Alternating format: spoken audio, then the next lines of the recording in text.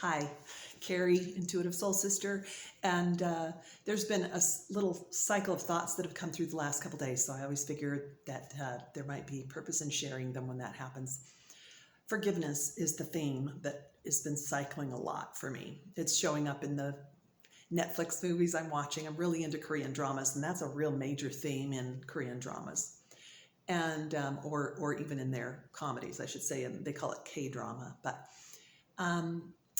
that theme comes up a lot, and it always touches me and moves me because there are always layers. Like you see it, that's the beauty of film and theater, is that we get to learn vicariously through others, and it's often so moving to me to see a new part of my life revealed where I'm holding on to unforgiveness, if that's a word, and I'm not forgiving, whether it's myself or someone else or an institution. And it rarely is useful, or it rarely is helpful to me, and yet I do it. Even the things in my life that I have a hard time forgiving myself about, and there's still a bunch of them. And sometimes you can say, I forgive you, Carrie, I forgive myself, and it still doesn't let go. And other times when it does.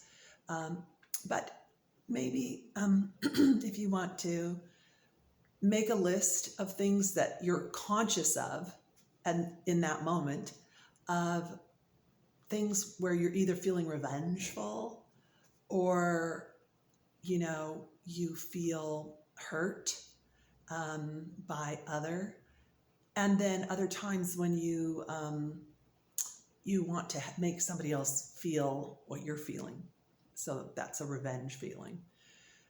And then just go through and see, where do they serve you? And maybe a couple of them do. And where do they not serve you? And what can you speak to that's a gift in each of those things, in who you are now?